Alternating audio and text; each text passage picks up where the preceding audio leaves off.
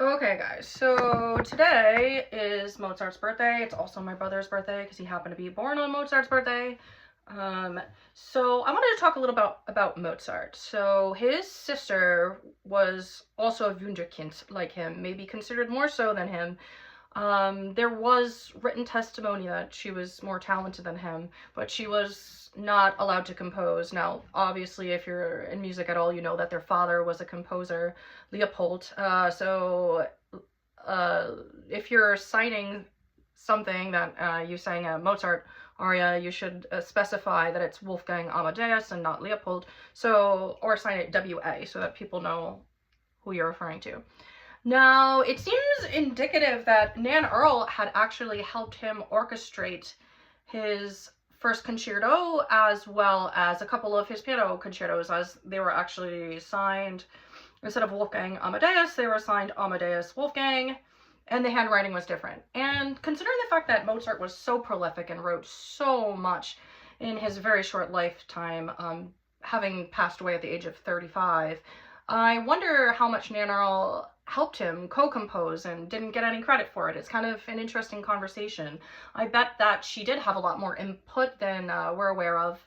Now, when I got to visit Vienna a few years ago, I got to visit Mozart's house and see his living conditions, which was actually quite interesting because even though he was upper middle class, he was not rich. And it was very drafty where he lived, and he got sick quite often. It was really cold in his house. I had my moments when I was walking around and they were, playing pieces that I obviously sing and know, of just starting singing. I know people would have taken out their phone and recorded it and been like, oh my gosh, like, how is there just an opera singer in here? But I did hold myself back, except when I went to the bathroom downstairs. I certainly kind of was singing a little bit, but I avoided singing actually in his actual home. But it was cool to go in there and go on a tour of it while I was there. So I want to talk a little bit about Le Nozze di Figaro. I've talked about it before, about how this particular libretto, what I mean by that is the actual story was banned, and because the king at the time was a fan of Mozart, he was able to get the libretto approved. And the reason why it was banned is because it was not very favorable to power dynamics back then, because this particular opera, you have women and the lower class outsmarting the upper class. So you have it was very political at the time. This is why it was banned. So in this particular opera, you have the two women, Susanna, and I had coached my friend Sierra on Deviani non Tardar and talked about what that aria is about. And Susanna and Figaro are getting married in the beginning of the opera. Now there's a count. Now the count's right was that he was able to sleep with a woman on her wedding night before the husband, got to sleep with her. So he wants to sleep with Susanna, and Susanna is the maid, but she's also friends with his wife, the countess. So the count and the countess are married. So the countess is upset that, her husband wants to sleep with her friend, essentially. And the two women hatch a plan. So they write a letter. They co-write this letter. And they're writing from Susanna's point of view to trick him, where she's basically saying, go meet me, at night, I'll come meet you, and, the wind will be blowing, and she's insinuating she's going to sleep with him. Like, go meet me at night out, where the trees and the shrubbery are, and the wind's blowing, and and you know what I mean, he's gonna read the letter, he's gonna very much know what she means, that she's gonna meet up with him to hook up with him. So he gets this letter, they co-write it, they're like, oh, let's do this, and then we'll switch costumes, we'll go into the cover of night, so I will be dressed as Susanna, the countess will be dressed as Susanna, and the count is gonna think that he's meeting up with Susanna, and then all of a sudden it's his wife, right? Oh gosh, and then he's caught, and then that is what the plan that they hatched to do. Now, in this particular aria, it's the countess's aria, where she just hatched this plan, and she's nervous about it at first. She's like, oh gosh, this is making me anxious. I wonder how like this plan is gonna go over.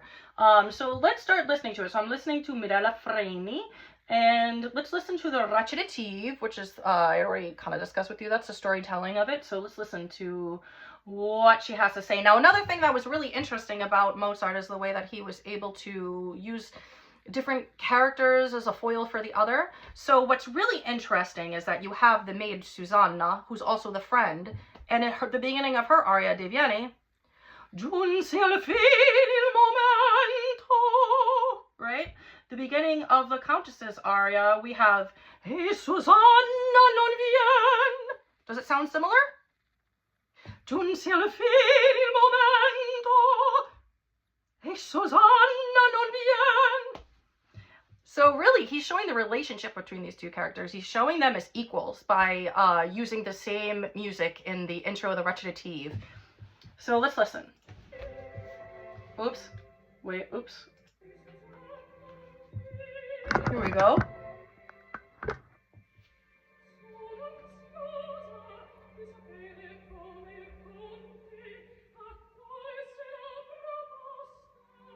So she's saying Susanna hasn't come. She's anxious to know if the Count is going to accept the proposal from the letter that they wrote.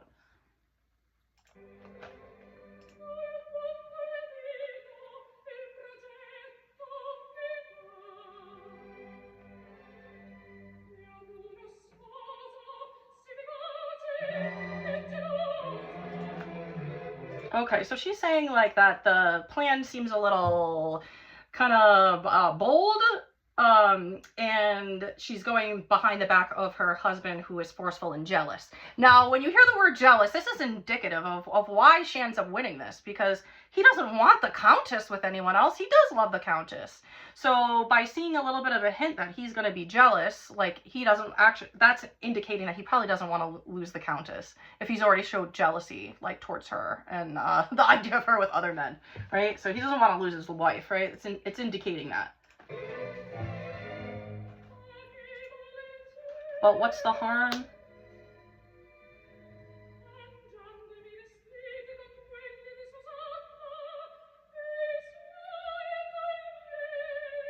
I'll switch costumes with Susanna with mine.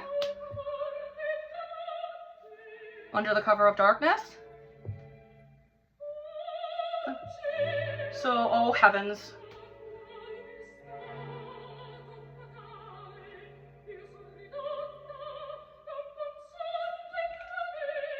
What a humble and dangerous state I am reduced by a cruel husband.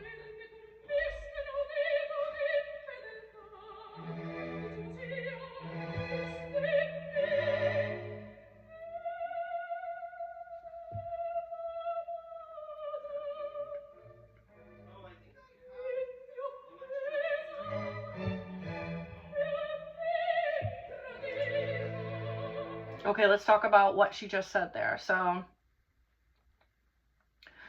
who imparted me with an unheard mixture of infidelity, jealousy, and disdain. And through that, you know, she's building the emotions there.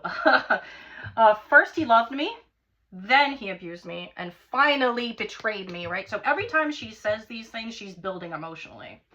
And now she's going to change to say, you're making me search through my servant, Susanna. You're making me like search for her help, right?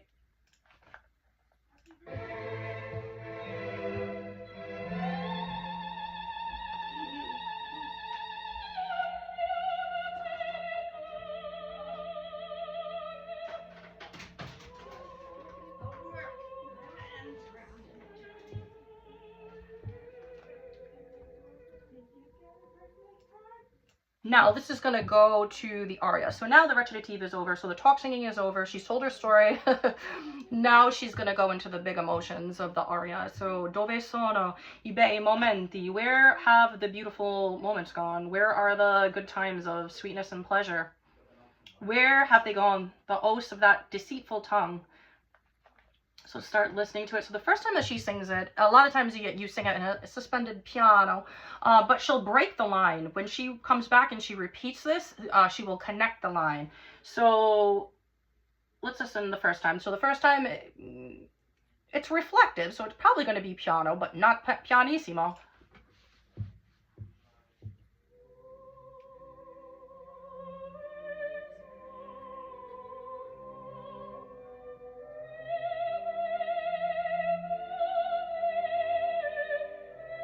Where are the beautiful moments gone? Of sweetness and of pleasure.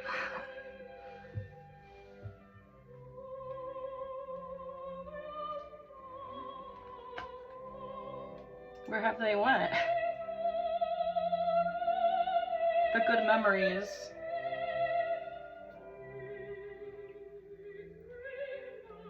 From that lying tongue. She's gonna get mad a little when she says that, right? A little bit. It's hurtful. That lying mouth, those lying lips, labbro. Lying lips, menzogniere.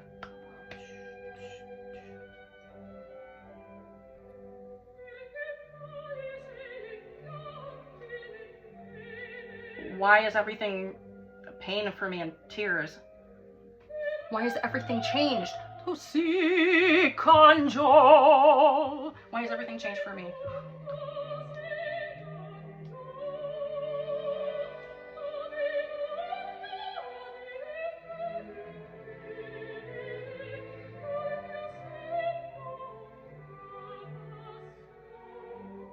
Why would, despite my tears and pain and the complete change in my life, the good memories remain within my breast?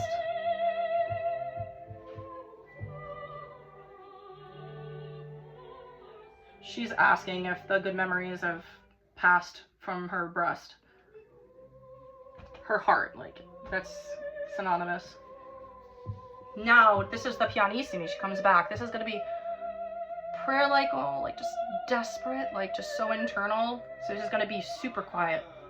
And she's repeating all the same words.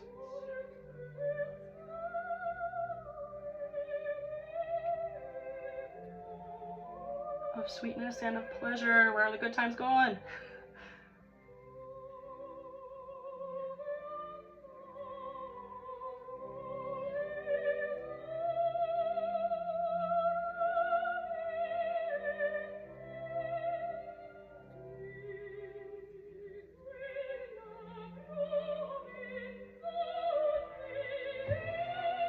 Those lying lips, right? Now this is going to bring her to a new thought. Right? So she builds there. Those lying lips. Oh, those lying lips. Right? Now she's going to go into a new emotion where now she's in hatching the plan mode. She's getting some guts. Ah, if my constancy, which still loves even while languishing, will bring hope to change his ungrateful heart. Will her faithfulness change his heart? Does she have any chance of that? She wants it. She wants to change his ungrateful heart. She's repeating it again. Will my constancy make any difference on him?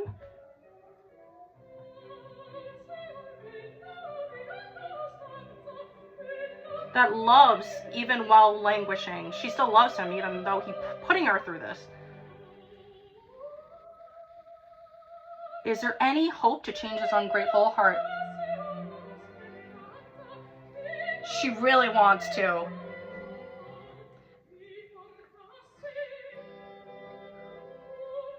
Is there any hope here of changing his heart?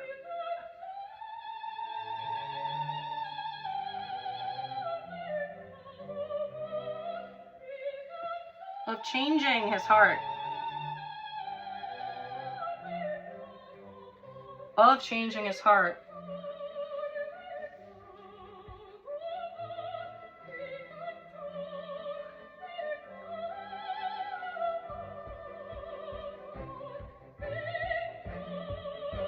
To change his ungrateful heart. So she's gonna fight for him.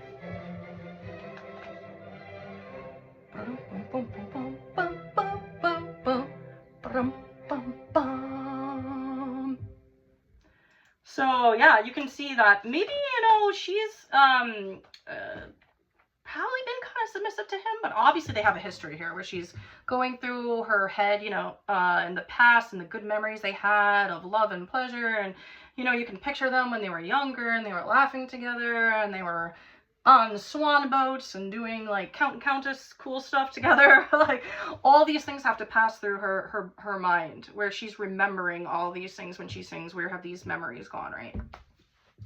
And yeah, she's upset about like these things that he's done, but she still loves him and she's still faithful to him, and she wants to know like if she's able to show this to him, like if she can change his heart.